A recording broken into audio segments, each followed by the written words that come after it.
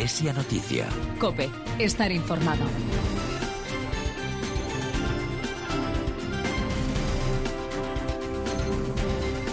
Muy buenos días, reciban el saludo de Mateo González en este domingo 20 de agosto de 2017 al comienzo de Iglesia Noticia, el espacio semanal de la cadena COPE en el que repasamos las principales informaciones de la semana en la actualidad religiosa de España y del mundo. En este programa, el 1529, que hacemos con Chechu Martínez en el control de sonido. Les adelantamos algunos de los temas de hoy en titulares con Maike de Toro.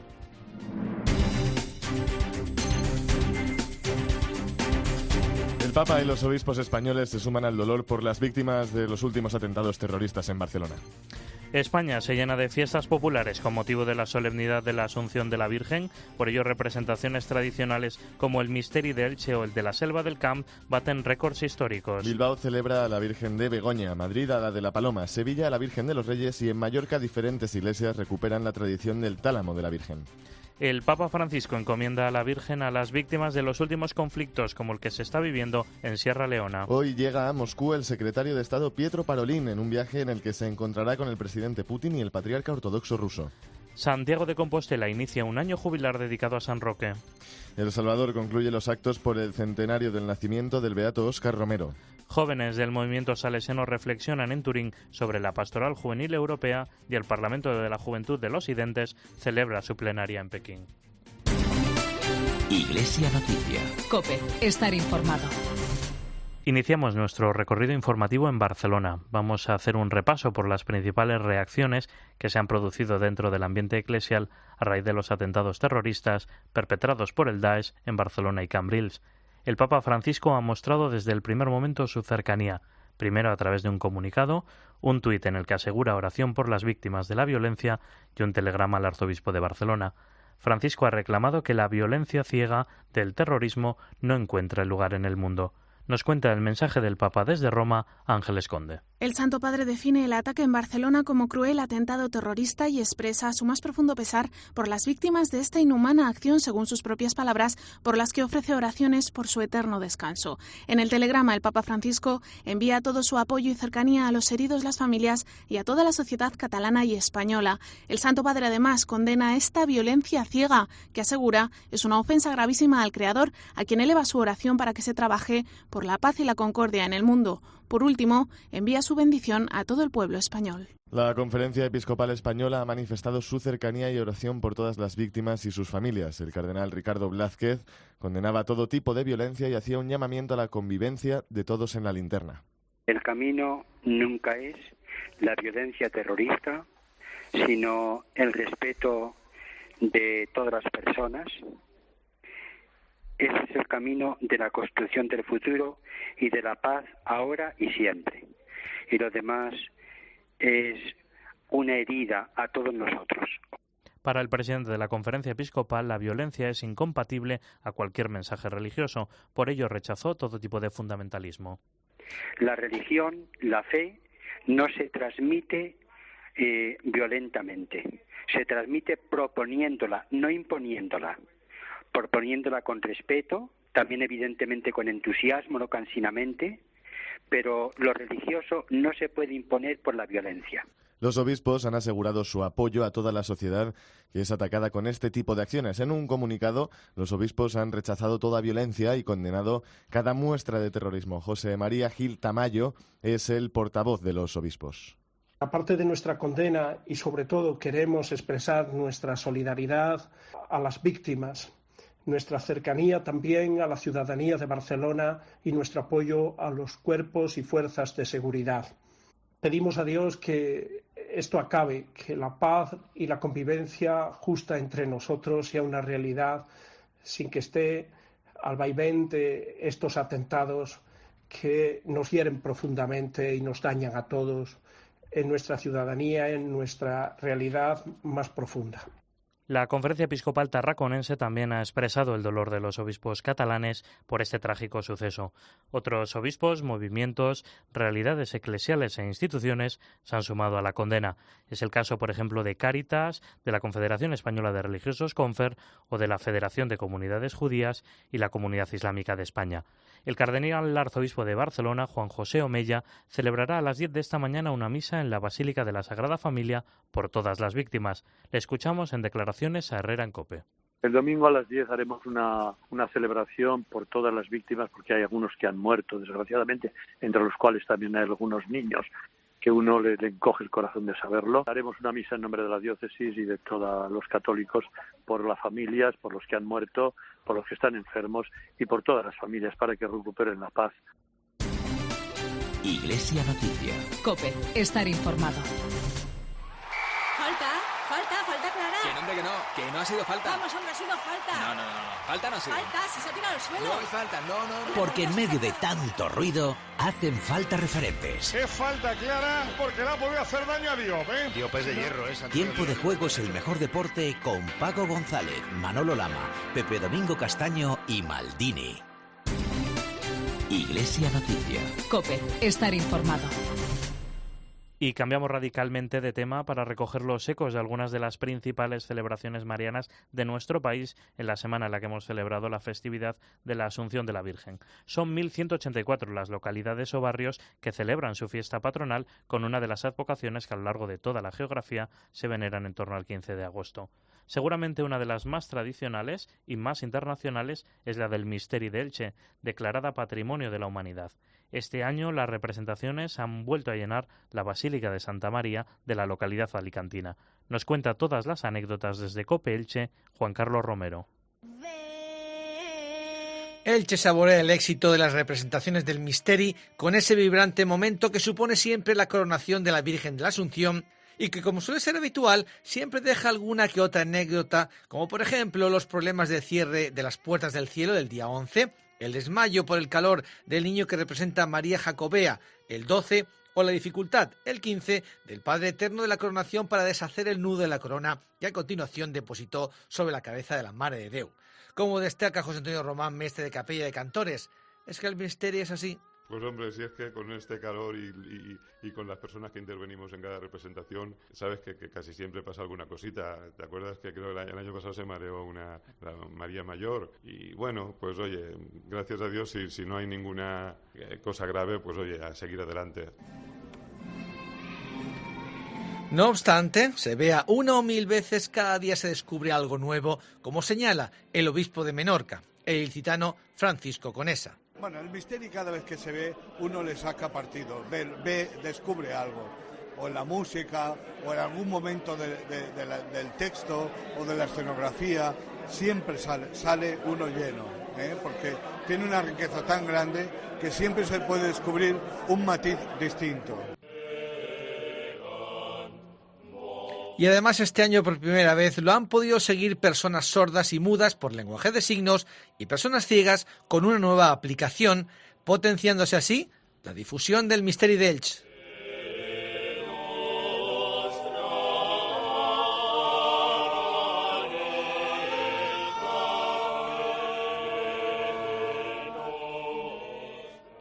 Otra de las representaciones tradicionales es la de la Selva del Camp, en Tarragona. Las dos funciones en la iglesia de San Andrés han reunido este año a más de 700 personas. Este misteri rescata un texto del primer tercio del siglo XV y se lleva representando durante los últimos 30 años en la localidad gracias a la colaboración de más de 200 voluntarios. También en Bilbao las celebraciones de la Virgen de Begoña han sido todo un éxito. A pesar de las tormentas del lunes, muchos han sido los peregrinos que han completado el día 15 su peregrinación al santuario que acoge a la patrona de la provincia. La celebración de este año ha incluido una campaña de donativos destinados a la conclusión de un templo dedicado a la Virgen de Begoña en Almáciga, Tenerife. Nos cuenta los principales actos desde COPE Bilbao, José Luis Martín.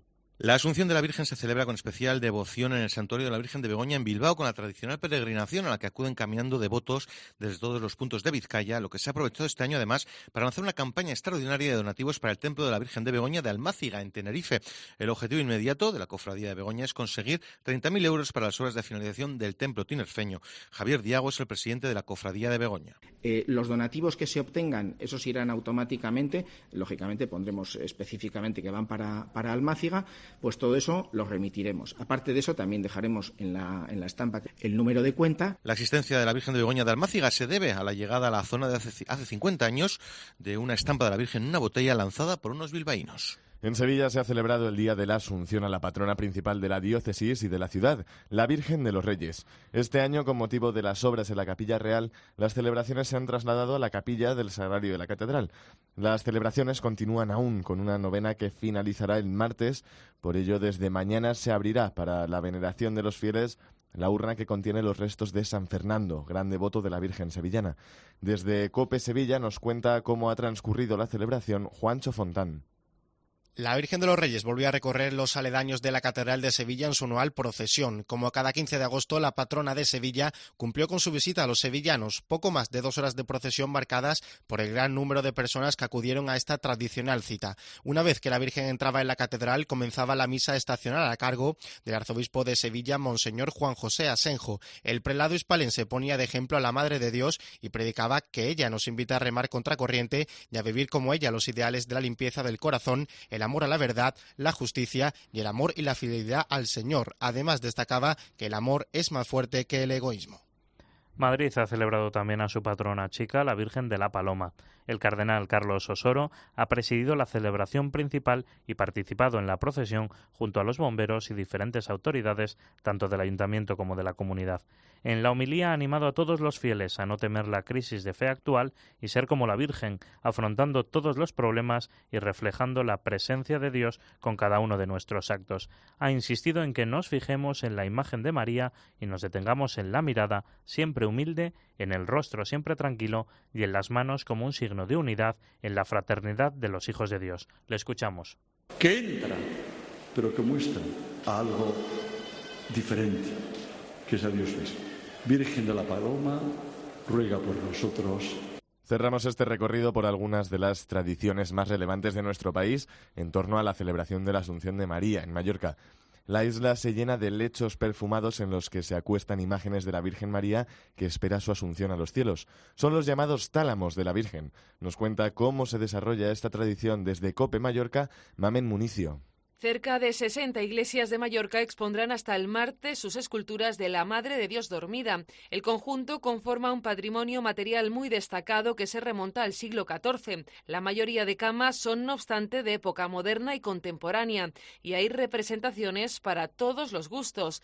Destacan la de San Francesc, con dosel, 4 ángeles y lecho de color dorado, San Cayetano, inspirada en los árboles frutales típicos del Mediterráneo, o en buen estado la que alberga la Catedral de Mallorca. El vicario general del Obispado de Mallorca, Monseñor Antoni Vera. Se muestra la interrelación siempre entre historia, arte, cultura, religiosidad y riqueza patrimonial, es decir, la gran riqueza cultural y religiosa de Mallorca, partiendo de la catedral y en un montón de parroquias del centro de Palma y pueblos, podrán contemplar esta manifestación tan delicada de devoción a la Madre de Dios.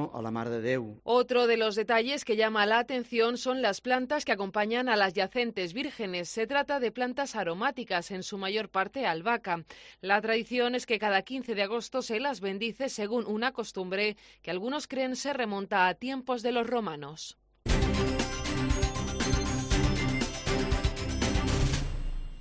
Comenzamos ahora en Iglesia Noticia, la información internacional. Nos vamos hasta el Vaticano, donde el Papa Francisco esta semana ha rezado el Ángelus con los peregrinos el pasado martes con motivo de la solemnidad de la Asunción. El Papa en esta fiesta mariana ha encomendado a la Reina de la Paz las angustias y dolores de quienes están sufriendo debido a los desastres naturales, las tensiones sociales o los conflictos. Volvemos otra vez a Roma, donde nos amplía la información nuestra corresponsal Ángeles Conde. Buenos días. Buenos días. En la solemnidad de la Asunción de la Virgen María del pasado martes, el Santo Padre recordó que Dios obra grandes cosas a través de los pequeños y humildes, como la Virgen María, porque la humildad, dijo el Papa, es como un vacío que deja espacio a Dios. Ante 20.000 fieles, el Santo Padre explicó cuál es este secreto del poder de la humildad. El humilde es poderoso porque es humilde, no porque es fuerte, y esta es la grandeza del humilde y de la humildad, aseguró el pontífice, quien a continuación, y como hace en tantas ocasiones, interpeló a los fieles fieles con una pregunta. Invitó a todos a cuestionarse para sí mismos cómo iba su propia humildad. Al terminar el rezo del Ángelus, el Papa no quiso olvidar a quienes más sufren hoy en día a causa de las catástrofes naturales, las tensiones sociales o los conflictos. A todos ellos los encomendó a la protección de la Virgen María. Escuchamos ahora al Papa Francisco. Les quiero confiar una vez más las angustias y los dolores de las poblaciones que en muchas partes del mundo están sufriendo debido a los desastres naturales, las tensiones sociales o de los conflictos. En esta solemnidad de la Asunción de la Virgen, el Papa también dijo que María trae al mundo el regalo más grande, Jesús, que ya vive en ella. La Madre del Señor trae a los hombres una alegría nueva llena de significado, concluyó el Santo Padre. El Papa Francisco también se ha querido hacer presente en el Encuentro Internacional Mediterráneo, Puerto de Fraternidad, un foro en el que esta semana han participado unos 250 jóvenes de 31 países de la Europa mediterránea. El Papa, en su mensaje, insta a los países a promover el encuentro y el diálogo con los extranjeros. Avalados por la Conferencia Episcopal Italiana, los jóvenes han firmado la Carta de Leuca, en la que reclaman nuevos corredores humanitarios. Cuéntanos, Ángeles. El Papa Francisco envió un mensaje a los participantes del Encuentro Mediterráneo Puerto de Fraternidad. 250 jóvenes de 31 países de varias culturas y religiones compartieron 4 días de reflexión dedicados a la fraternidad y a la cooperación. En su carta, el Santo Padre expresa su deseo de que los migrantes sean vistos como una oportunidad de crecimiento humano, de encuentro y de diálogo, así como una ocasión para anunciar y testimoniar el Evangelio de la caridad. En esta misiva que mandó el Papa al encuentro pide además a los pueblos del Mediterráneo que ayuden a favorecer una cultura de la acogida y de la solidaridad. El Papa Francisco, a través de la Secretaría de Estado, ha enviado el pasado miércoles un telegrama al arzobispo Charles Tamba de Freetown, la capital de Sierra Leona, para hacer llegar sus condolencias tras unas inundaciones que han dejado ya 300 muertos identificados y más de 3.000 personas sin hogar. El Papa asegura su cercanía a aquellos que han perdido a seres queridos en este momento difícil y reza por todos los que han muerto y sobre sus familias y amigos afligidos invoca las bendiciones divinas de fuerza y consuelo. La situación en Sierra Leona es crítica en estos momentos. La Cáritas del país se prepara ya para una posible epidemia, algo que la institución ha tenido que combatir en estos años en los que se han producido fuertes brotes de cólera y ébola. Jorge Crisafulli, misionero salesiano argentino que vive en Freetown, ha denunciado que los hospitales están colapsados. Así contaba en la tarde de COPE la situación del país. La morgue está llena, el olor ya es nauseabundo alrededor de la morgue.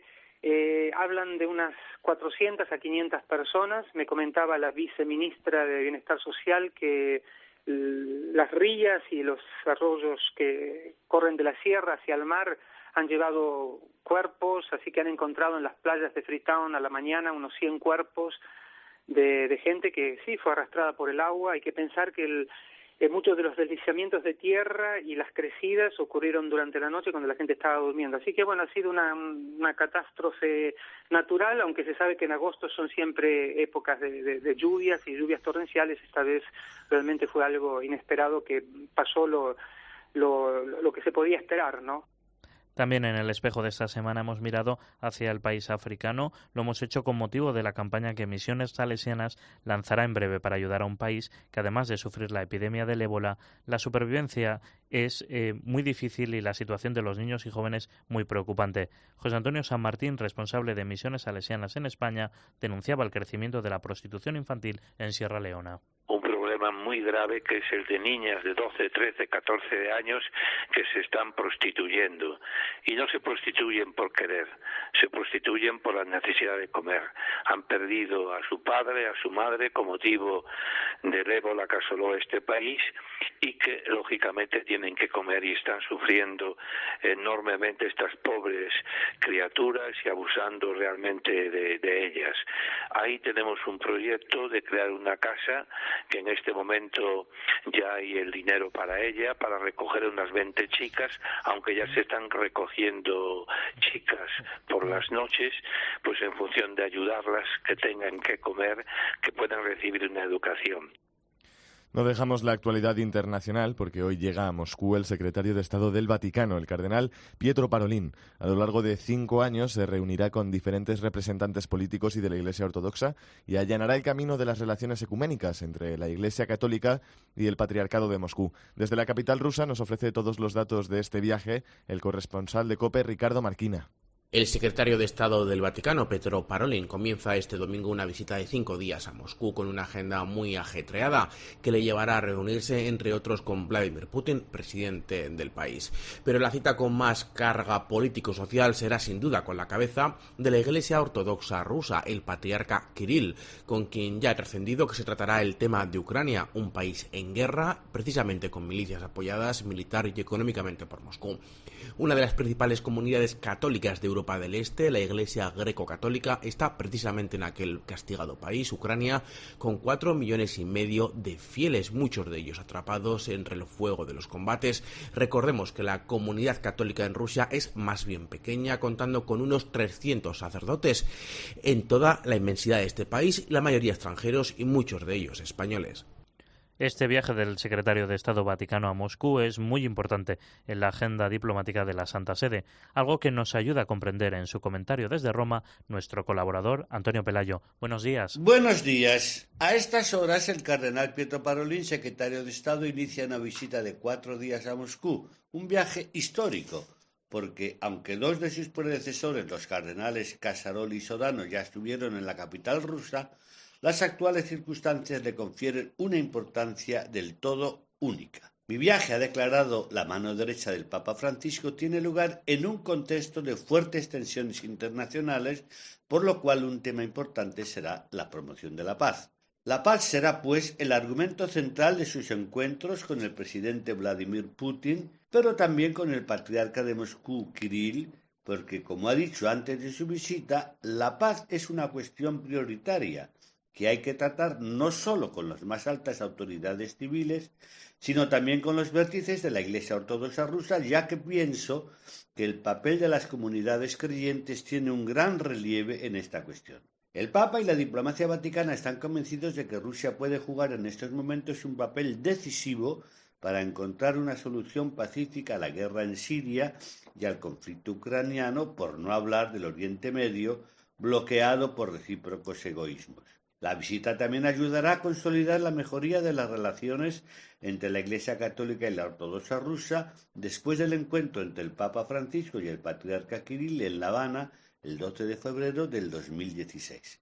Moscú sigue siendo una de las pocas capitales del mundo aún no visitadas por un papa. Lo intentó sin conseguirlo Juan Pablo II y Francisco desearía colmar ese vacío, pero Parolin ha declarado que el objetivo de su viaje no es preparar una visita papal, aun cuando reconoce que puede contribuir a su realización. A buen entendedor, pocas palabras, sobre todo si provienen de labios vaticanos. Desde Roma les ha hablado Antonio Pelayo. El Papa Francisco ha enviado al cardenal chileno Ricardo Ezzati a las celebraciones de clausura del Año Romero que El Salvador ha organizado con motivo del centenario del nacimiento de Óscar Romero. El arzobispo de Santiago de Chile presidió la Eucaristía de conmemoración de los 100 años del nacimiento del Beato en la Catedral de San Salvador. Una celebración que contó con el presidente del país. Ezzati presentó a Romero como un hombre en búsqueda que vivió su propio camino de fe. Para el prelado, el Beato Romero es un verdadero santo y mártir de la esperanza para los más pobres del continente, para la Iglesia y para los que luchan por la justicia, la reconciliación y la paz. No es solo la pala o la daga o la espada que produce el mártir. De hecho, al decir del Papa Francisco, el martirio de Monseñor Romero continuó incluso después de su muerte, en la incomprensión, la maledicencia y la calumnia. El martirio es un don de Dios. Es Dios quien regala el martirio como don supremo del amor hasta el extremo. Y cerramos la actualidad internacional en Venezuela. El proceso abierto por el presidente Nicolás Maduro para cambiar la Constitución ha generado una mayor inestabilidad en el país. La persecución, las detenciones y los saqueos se han repetido en diferentes diócesis e instituciones religiosas. Así lo ha denunciado Reinaldo del Prete, obispo auxiliar de Valencia, en los micrófonos de Radio Vaticana. Al día siguiente, el mismo lunes, esto fue el lunes en la madrugada, en horas de la mañana, el comandante general del ejército, en una entrevista que dio sobre el suceso de la incursión en el fuerte Paramacay, dijo que iban a allanar a los padres salesianos, quienes tienen una casa hogar que tiene más de 160 jóvenes, adolescentes sobre todo, que están en situación de riesgo. Es la casa Don Bosco. Los salesianos tienen eso, su carisma principal, trabajar con los niños y adolescentes en situación de riesgo. Una casa que tienen aquí en la ciudad muy grande y muy cerca también de el fuerte Paramacay.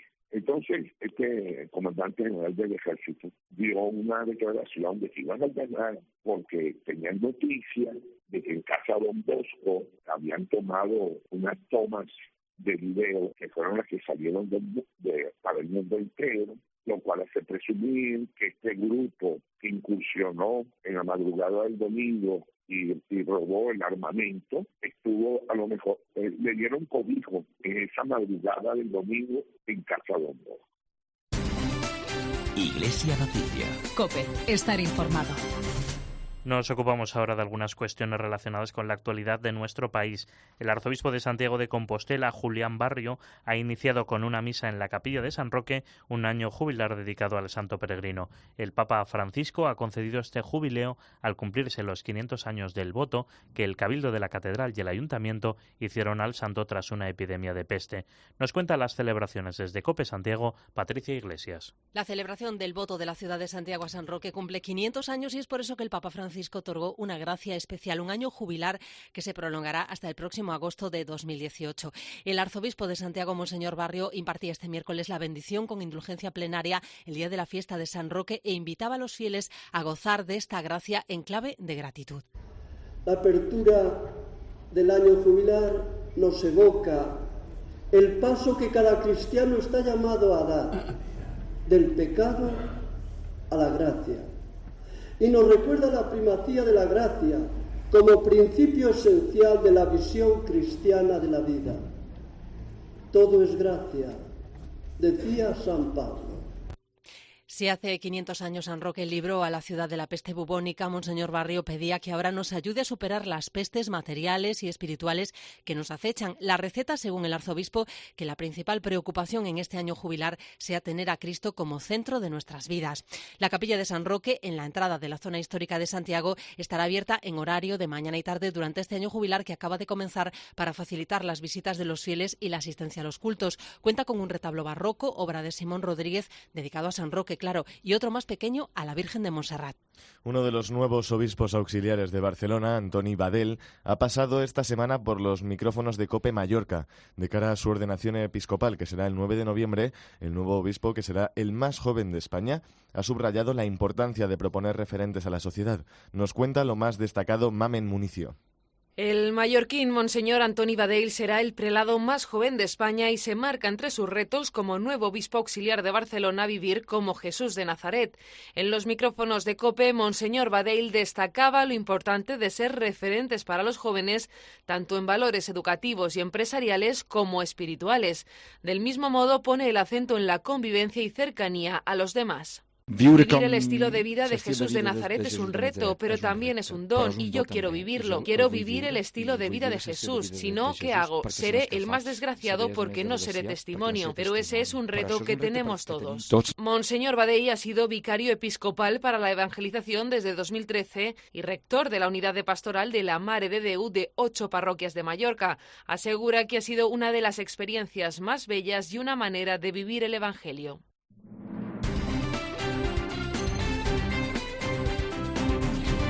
Y hasta aquí el informativo Iglesia Noticia de este domingo 20 de agosto de 2017. Llega ahora ya la última hora de la actualidad en España y en el mundo y después la Santa Misa. Hasta el próximo domingo. Un saludo de Mateo González y Maike de Toro.